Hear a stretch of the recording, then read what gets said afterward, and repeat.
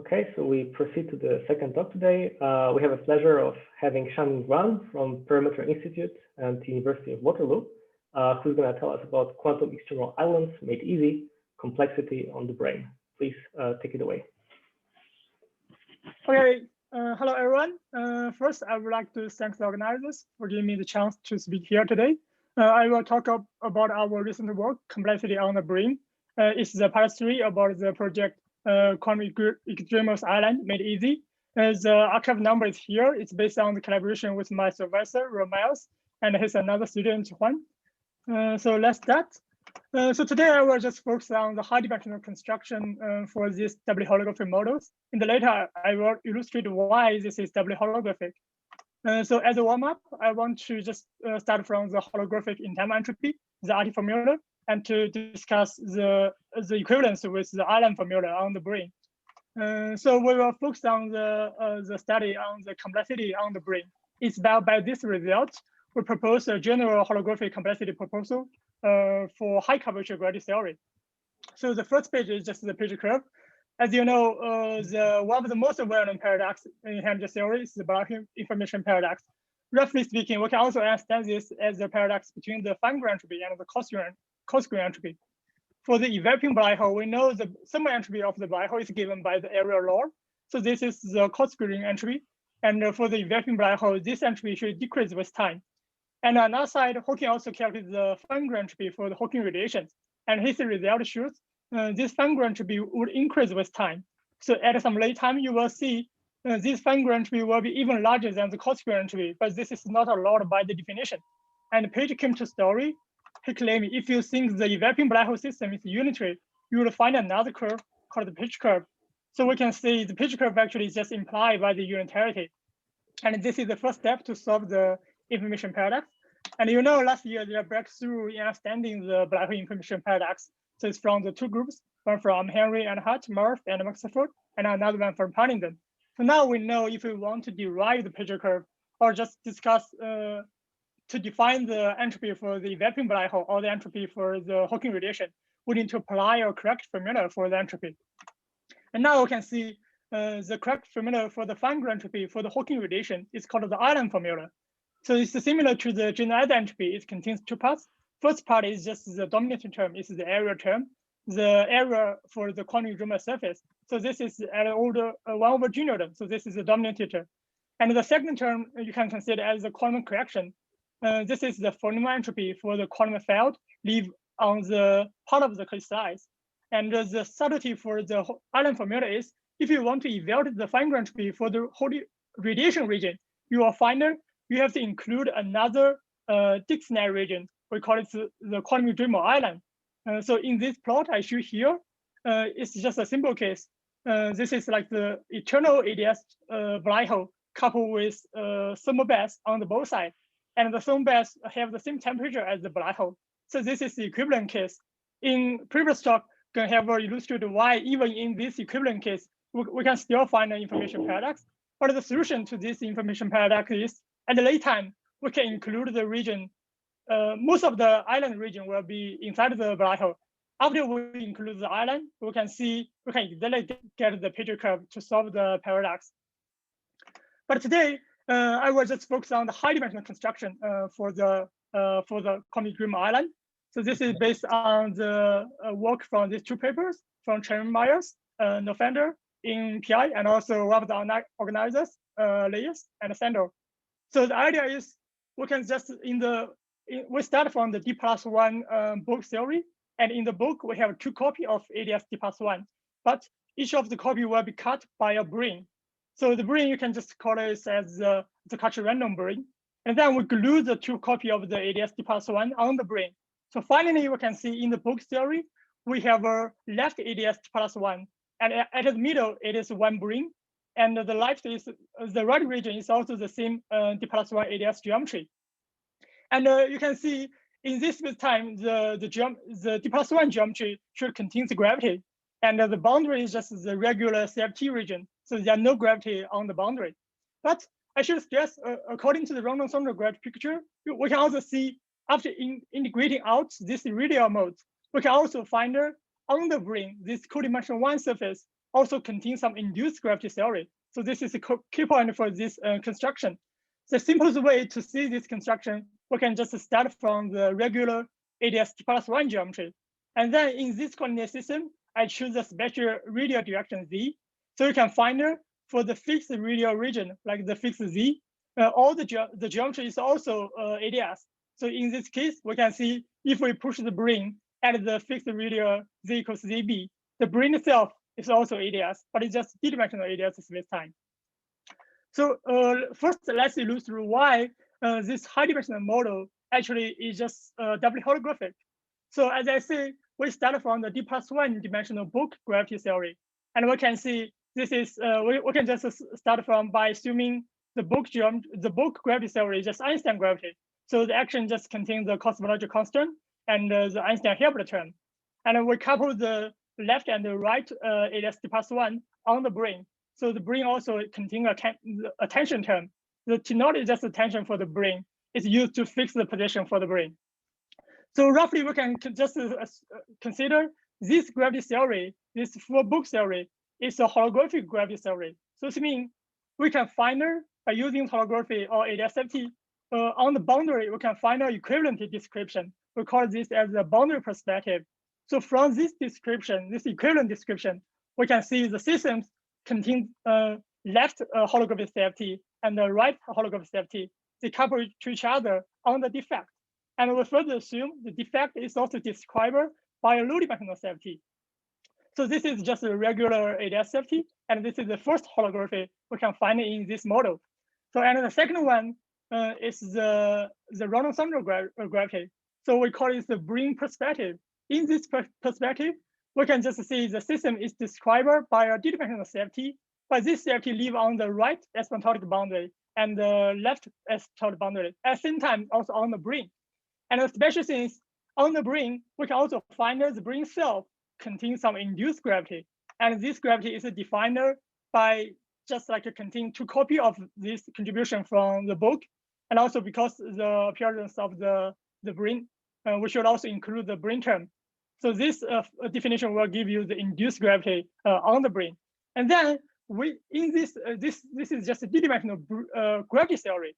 We can just see this gravity is due to the d-1 dimensional defect. This is d-1 safety theory. So this is the second holography. So this is why this high dimensional construction can be considered as a doubly holographic model.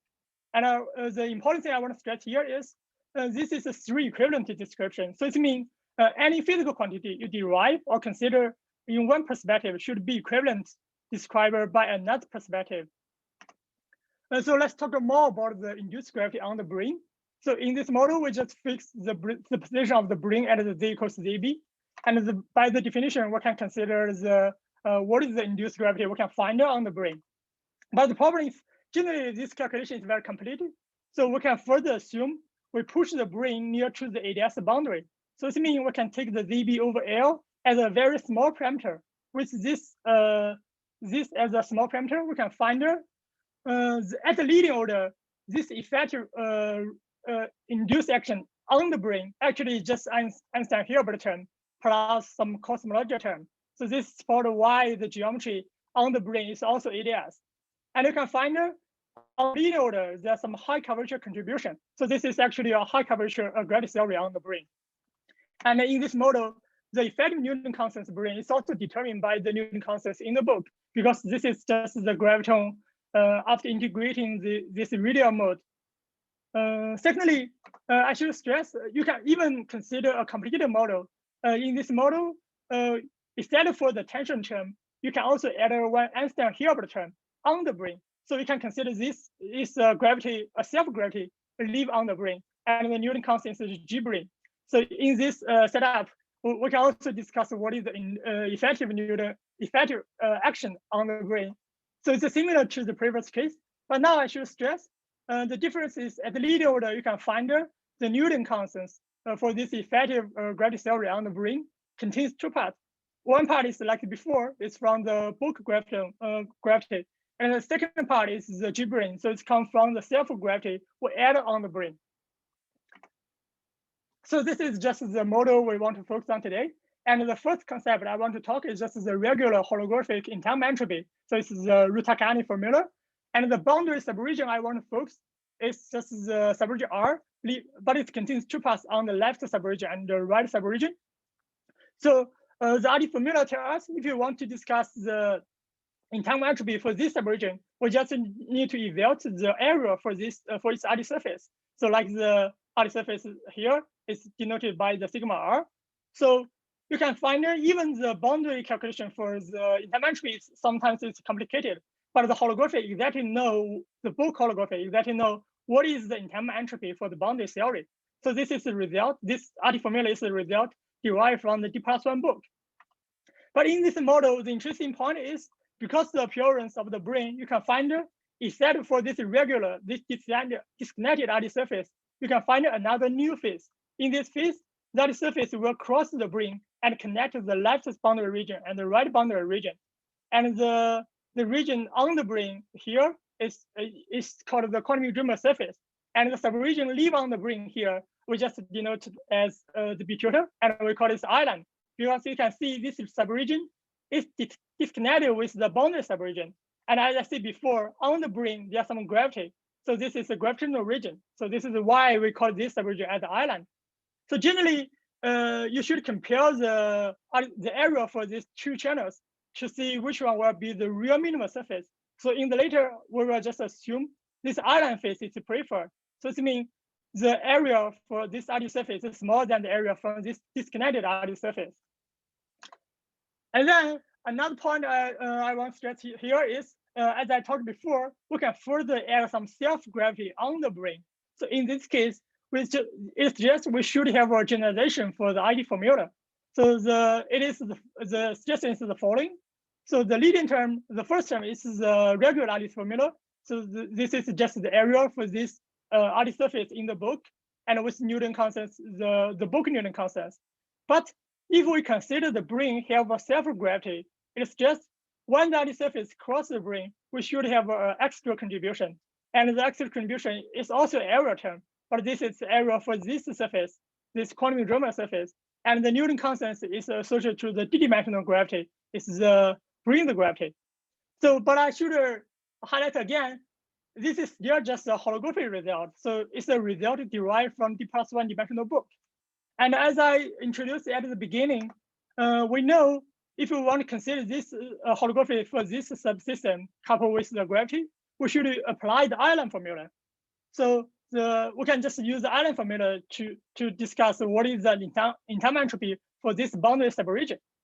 And as I see, this is doubly holographic model. So it implies these two descriptions from the D+1 book and one from the d-dimensional island formula should give us the same result. So in order to show the equivalence, another important thing we should stress is when people talk about the island formula, generally they will see the leading order is the area term.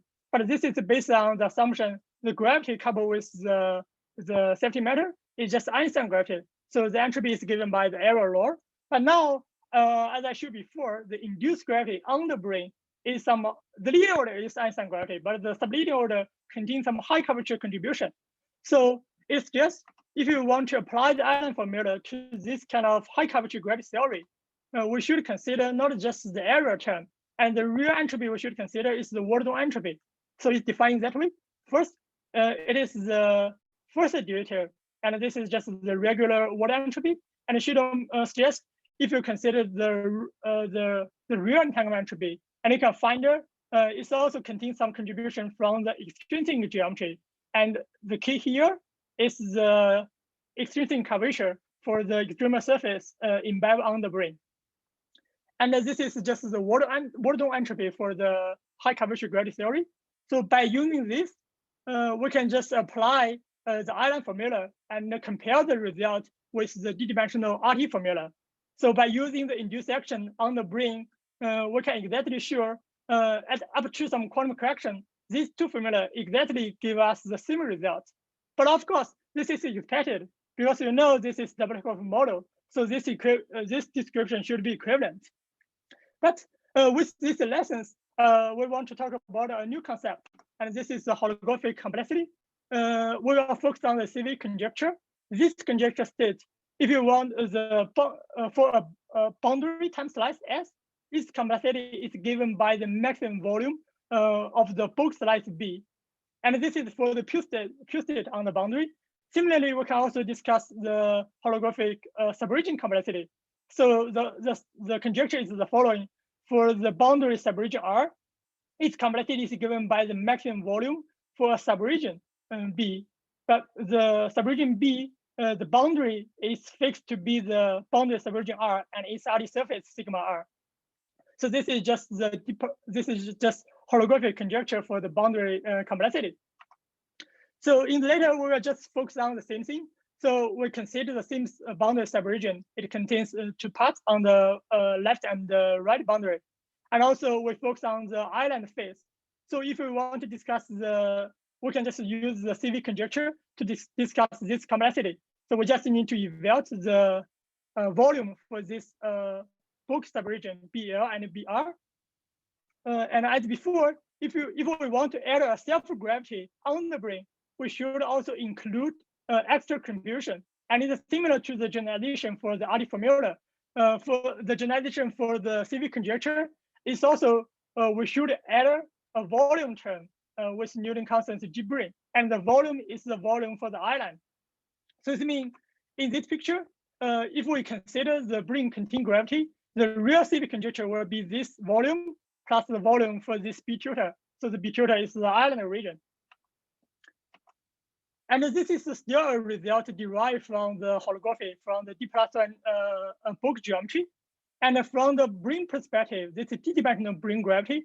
We also have an expectation. We know the brane gravity is also dominated by the Einstein gravity. So we can expect at the leading term, the result will be the volume for the island, and with the Newton constant, effective Newton constants on the brane. And this is true. We need to connect the length scale in the CV conjecture for the d-dimensional brane gravity and the D+1 bulk gravity in this way. And by assuming this, we can exactly find the leading order for this D+1 dimensional result will be the expectation, the volume of the island. But we can examine the result from the D+1 bulk, the CV conjecture, more carefully.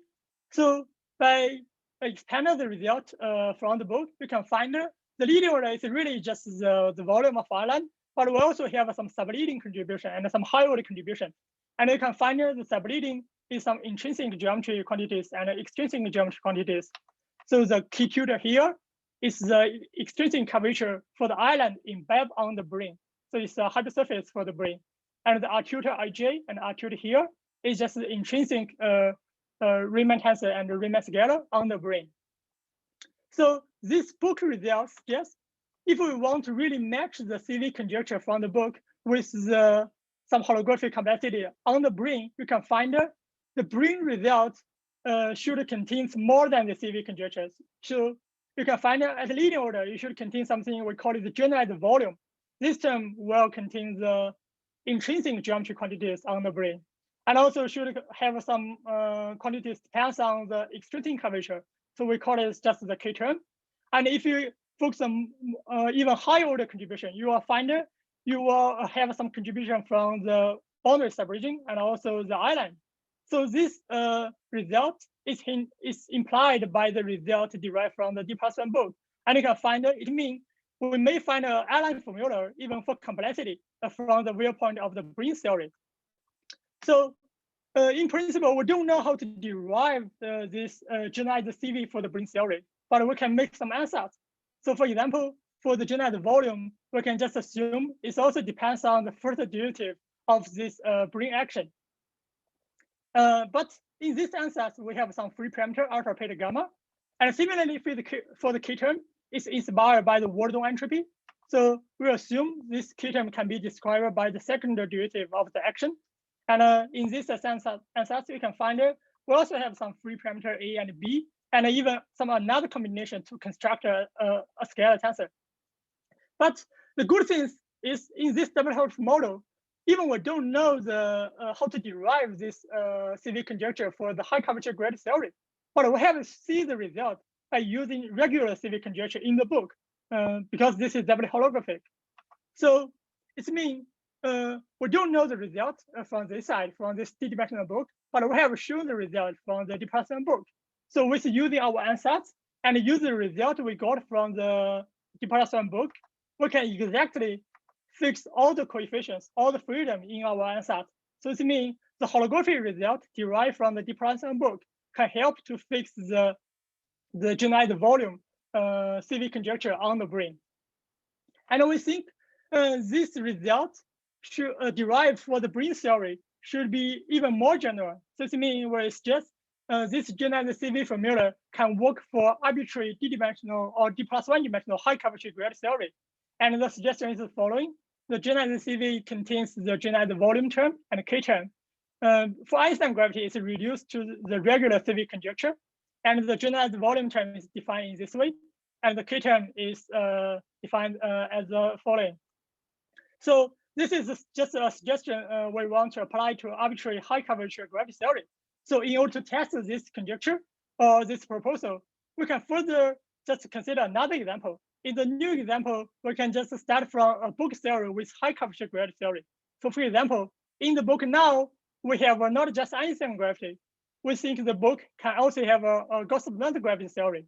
And by applying the generalized CV formula we derive from the Brane theory, we can find now the generalized CV conjecture for the Gauss-Blunt gravity theory in the book will derive in this way. So the leading term is the regular CV conjecture, because the leading term for the action is just Einstein gravity. And because the coupling of the Gauss-Blunt term, you can find we have some subleading term. And this term depends on the intrinsic geometry of the slice we choose. So the RB here is the Ricci scalar for the book slice B. And the KL, KR here is just a similar Gibson-Hawking term to make sure this functional is well defined for the extremizing. And with this, we can find the result for the high curvature gradient theory in the book. But at the same time, we can also examine the induced action on the Brane. It is also high curvature gradient theory. And we can use our formula again for the Brane high curvature gradient theory. And as you expect, our formula exactly shows the equivalence between these two gravity theories. So to support our proposal for the generalized CV can work for arbitrary high curvature gradient theory. And furthermore, we can consider another example. For example, we can just assume the book theory now have FR gravity theory. And as you expect, we can also examine this equivalence by using FR gravity theory in the book.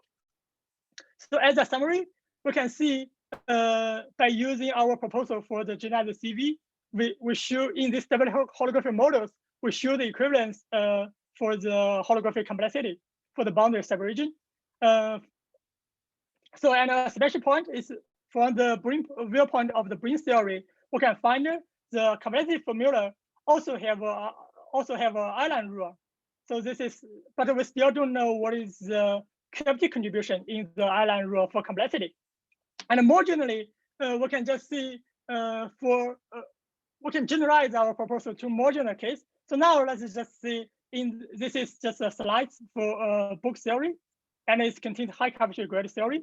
So our proposal suggests the complexity for this boundary subregion will be the generalized volume and K term, and plus some quantum correction live in this subregion B. So this is the generalized CV conjecture for the holographic complexity. And the last slide is just some open question and the summary for my talk. Finally, I think I approached the end of my talk. Thanks for all your attention. Thank you very much for your nice talk, and thank you for making it on time. We do have time for questions, so if you have any, please go ahead and unmute yourself.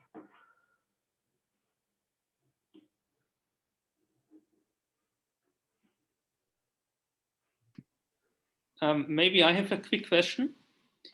So in the formula for, sorry?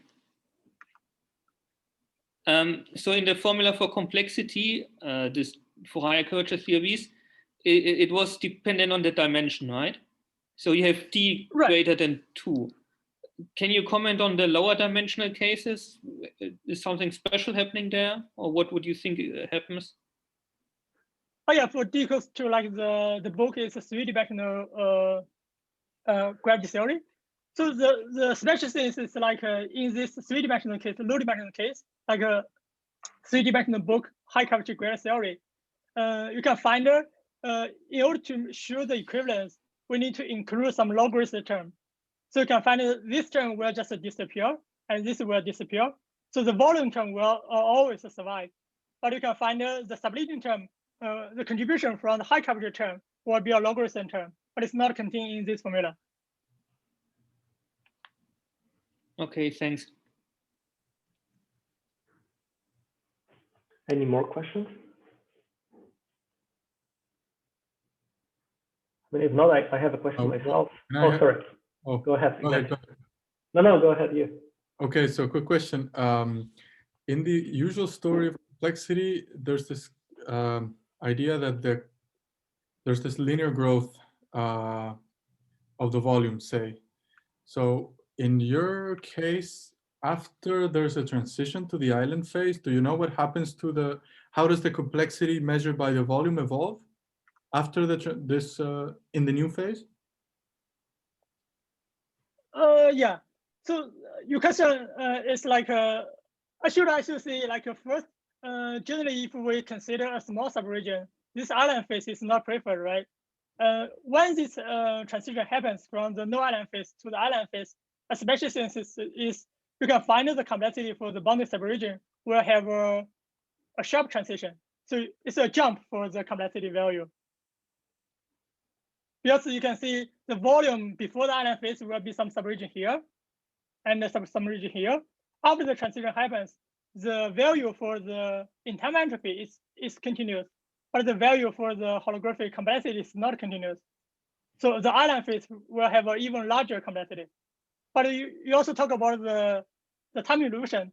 So we didn't examine this case. It depends on the book geometry. So by now we just assume the book geometry is just the asymptotic ideas. Yeah, in order to see the time evolution, you have to specify the book geometry. Okay. Yeah. Great. Any last questions? Okay. If not, let me thank the speaker again on behalf of everyone for a very nice talk.